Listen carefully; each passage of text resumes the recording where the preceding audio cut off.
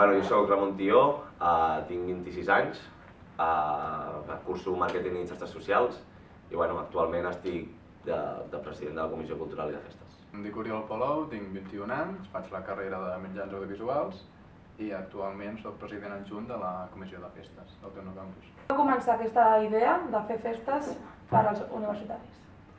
Vam començar la carrera a primer curs i fa 5 anys d'això i ja vam veure que no hi havia festes. No hi havia festa major, no hi havia cap tipus d'esdeveniment així d'entreteniment i oci i va ser la manera de dir, hòstia, vinc a la universitat, la UAP té festa major, la UPF té festa major, totes les universitats a Barcelona en tenien i el Tecnocampus no.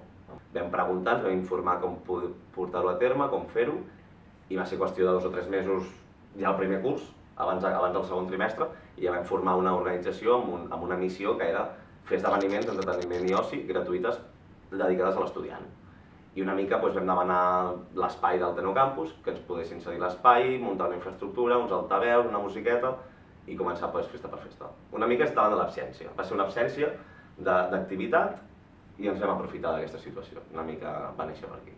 Actualment som unes 60 persones adscrites a la Comissió de Festes, en el qual es classifiquen amb els novatos, som 10 a junta directiva i presidència. Estem organitzats així i mica en mica anem creixent. Creieu que això ajuda a la integració dins de la universitat? De quina manera? Amb la ciutat, és evident, és evident.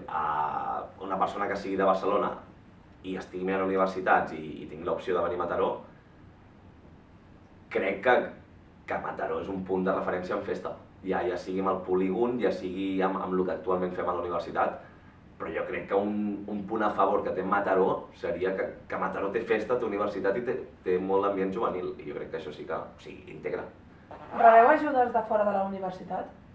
Sí, el que és ajuda econòmica, ajuda social o ajuda cooperació. No és ajuda, sinó és una cooperació, sí.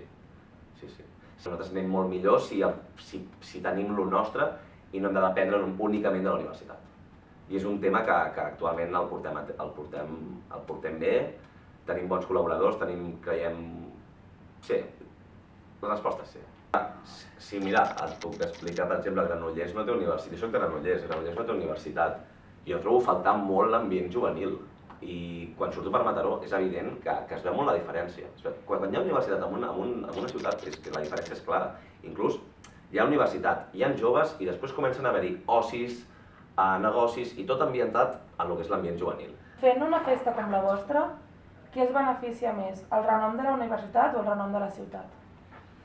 Creiem que més que res és el renom de la universitat. En el cas de les nostres sortides internes, per exemple, ens fem conèixer com a comissió i som nosaltres els que ens estem involucrant també en aquesta ciutat, amb el nom que té el Tecnocampus també, i doncs ens unim entre tots i fem que ens coneguem més, tinguem més protagonisme també i que la gent pensi més en nosaltres i bàsicament ens conegui. Pel format que actualment portem, que és fer festes dins del recinte de la uni, pel que fa la majoria de cops, o el més gran que fem, la festa més multitudinària, dona més renom a la universitat, per suposat, però només per la localització on ja elaborem la festa. Evidentment, si la Tecnofarra algun dia de demà, i aquí ho deixo anar, evoluciona amb un festival que significa a gran escala, amb moltes més hores, un fin de setmana i un dissabte, de migdia a madrugada. Si evoluciona això a un festival com seria Canet Rock, com seria la Tele Cocoresca, clar, ja no es faria a la uni, es faria, per exemple, a l'Espai Arquer aquí al costat, a 100 metres. Estem parlant que el renom ja no es queda a la universitat, el renom s'aniria directament per Mataró, seria totalment al revés. Què creieu que podria fer una universitat com el Tecnocampus per obtenir més beneficis de Mataró? Deixar fer les festes. En el nostre cas,